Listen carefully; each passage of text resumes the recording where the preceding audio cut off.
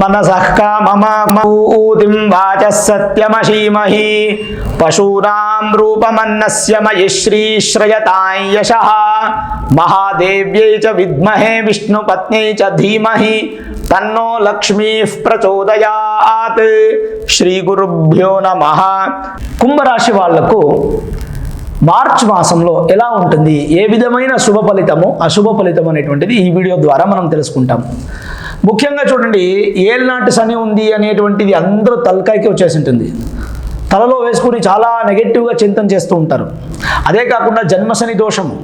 అయితే ఒక్కటి మాత్రం నిజమండి, మీ రాశికి అధిపతి ఎవరు? కుంభరాశికి శనీశ్వరుడే. మీ రాశిలోనే ఉన్నారా? ఆయన సొంతం ఇంట్లోనే ఉన్నారా? కాబట్టి ఆయన రక్షణ మీకు ఉండే ఉంటుంది. బెంగ పెట్టుకోకండి, భయపడకండి. చూడండి, 7వ తారీఖు బుధుడు అంటే వ్యావహారిక గ్రహము ఉంటాము బుధుడిని. ఆ బుధుడు మీ రాశి నుంచి ముందిన రాశికి వెళ్తారు, అంటే 2వ ఇంటికి వెళ్తారు. అదేం బలిష్టంగా ఉండదు.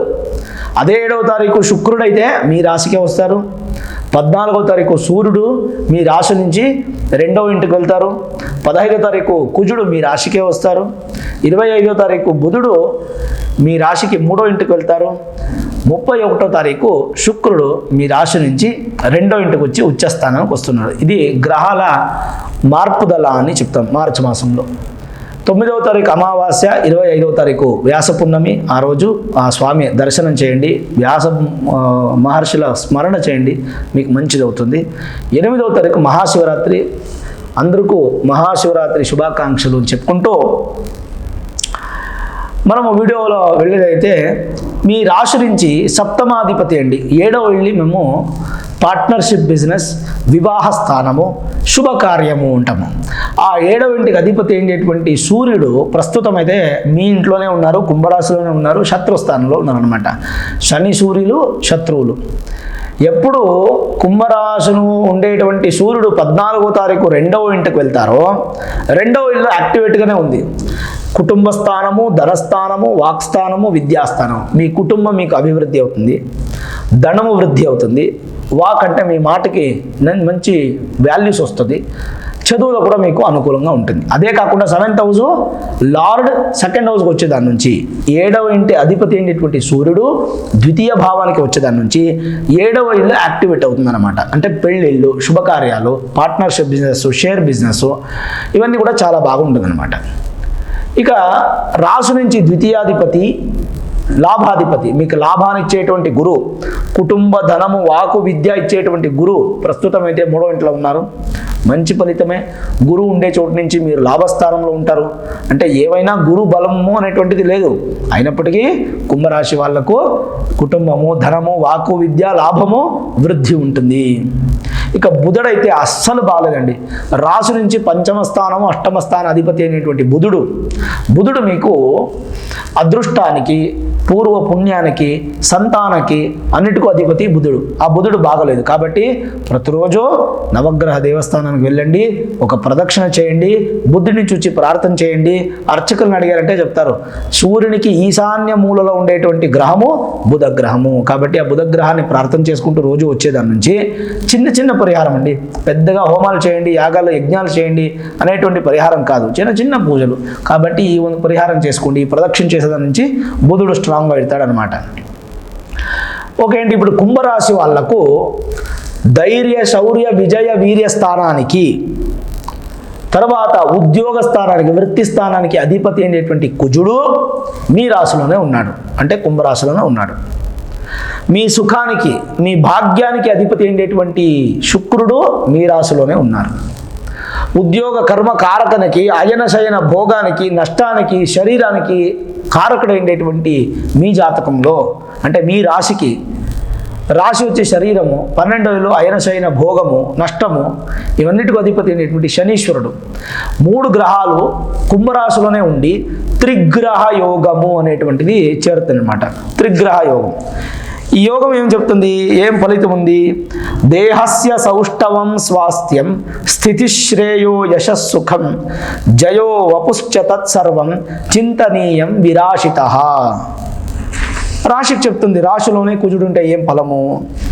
రాశిలో కుజుడుంటే మీకు అన్ని విధమైన రోగాల నివృత్తి, ఆరోగ్యం బలంగా ఉంటుంది, సాహసం ఎక్కువగా చేస్తారు, చాలా శీఘ్రంగా కోపం వస్తుంది, కోపం తగ్గించాలండి.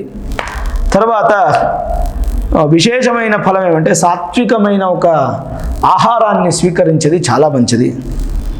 తర్వాత కుజుడు మీ సహోదరుల మధ్య ఉండేటువంటి భేదాన్ని దూరం చేసి అనుకూలం చేస్తాడు, అనుగ్రహం చేస్తాడు. అదే కాకుండా చాలా వరకు ప్లస్ పాయింట్స్ కొన్ని ఉన్నాయి. కుజుడైతే మీకు భూమి ఇచ్చేటువంటి యోగం మీకు ఉంది కాబట్టి భూయోగం అనేటువంటిది చాలా బాగుంది మీకు, అది మీకు కలిసి వస్తుంది. కాకుండా కొన్ని శాస్త్రములని ఎక్కువగా మీరు నమ్ముతారు, ఎక్కువగా ఉష్ణ పదార్థాలని స్వీకరించొద్దండి. కుజుడైతే బాగానే ఉన్నాడు, మీకు ధైర్యాన్ని ఇస్తాడు, వృత్తిపరంగా మీకు అభివృద్ధి ఉంది, మీరు చేసేటువంటి ఉద్యోగం మీకు సక్సెస్ ఉంటుంది అనమాట. ఇక శుక్రుడు రాశిలోనే ఉన్నాడు అనమాట, కుంభరాశి వాళ్ళకి. తనవు సతనుహు ద్విక్రియం, సుందరమైన రూపము, మంచి ఆకర్షణ. మీరేమైనా beauty related business, beauty parlour, biotic అంటే బోటిక్ అంటారు కదా, బోటిక్, ఆ తర్వాత సినిమాలో నటిస్తున్నారు, తర్వాత ఆర్కిటెక్ట్ చేసినారు, డ్రాయింగ్ రిలేటెడ్, ఇలాంటివి ఏమైతే కళకి సంబంధించిన విషయము, పాటలు పాడటం, డ్యాన్స్ ఆడటం, భరతనాట్యము, శుక్రునికి సంబంధించిన ఏ ఒక బిజినెస్ కానీ ఉద్యోగం కానీ మీకు సక్సెస్సే అండి. ఈ మాసంలో చాలా బాగుంటుంది, చాలా ప్లస్ పాయింట్. అవన్నీ కూడా మీరు యూటిలైజ్ చేసుకోవాలన్నమాట. మీరేమీ ప్రయత్నం చేయకపోతే ఖచ్చితంగా మీకు అది అనుకూలం కాదు. వైవాహిక సుఖము, సంతోషం ఉంటుంది, సాంసారికంగా మీకు అభివృద్ధి ఉంటుంది, అన్నపానాదులు మీకు తృప్తిగా దొరుకుతుంది, శుక్రుడు మీకు భోగాన్ని ఇస్తాను, మంచి ఇంట్లో ఉండేటువంటి ఆ తల్లి నుంచినో, భార్య నుంచినో, కూతురు నుంచినో, అక్క చెల్లెల నుంచినో మీకు ఏదో ఒక ధన రూపము, ధైర్య రూపము మీకు దొరుకుతుంది, మానసికంగా ఉండేటువంటి రోగము నివృత్తి అవుతుంది, మంచి మంచి ఫలితము శుక్రుడి నుంచి మీకు కలుగుతుందండి. ఇక శనీశ్వరుడు, ఏళ్ళనాటి శని, జన్మ శని, శనీశ్వరుడు ఎలా ఉన్నాడు? శనీశ్వరుడు అయితే రాసులోనే స్వక్షేత్రంలో ఉండేదాని నుంచి చాలా నిద్ర ఎక్కువగా ఉంటుంది, సోంబేరి ఎక్కువగా ఉంటుంది, దాన్ని నివృత్తి చేసుకోవాలి, తెల్లవారు శీఘ్రంగా మాట్లాడాలి. కాస్త కళ్ళు సమస్యలు రాగలుగుతుందండి. కళ్ళలో ఏదైనా సమస్యలు వస్తే సర్వేంద్రియాణం నయనం ప్రధానం అని చెప్పారు. అన్ని ఇంద్రియాల కన్నా నయనం ప్రధానం, అంటే కళ్ళు చాలా ముఖ్యము. ఆ కళ్ళు మీరు నెగ్లిజెన్స్ చేయదండి. ఏదైనా ఎరుపు రంగుకి తిరిగింది, కళ్ళు మంటుంది, ఇలా ఏమైనా అయితే ఇమీడియట్గా డాక్టర్ని చూడండి, నెగ్లిజెన్స్ చేయదండి. ఏమైనా అవుతుంది అని కాదు నా అభిప్రాయము. జాగ్రత్తగా ఉండండి. విదేశాలకి వెళ్ళి రావడం, విదేశంలో పని చేయడం, విదేశంలో ఉద్యోగము, లేదంటే బిజినెస్, ఇంపోర్ట్ అండ్ ఎక్స్పోర్ట్, వ్యాపారము, ఇలా చేయాలంటే కూడా మీకు ఈ ఒక మాసము చాలా వరకు బాగుంటుంది అనమాట. సేవకుల నుంచి మంచి మీకు అనుకూలం ఉంది. మీరు చేసేటువంటి వ్యాపారం కానీ ఉద్యోగం కానీ అభివృద్ధి ఉంది. ఉద్యోగం చేంజ్ చేయకపోదండి.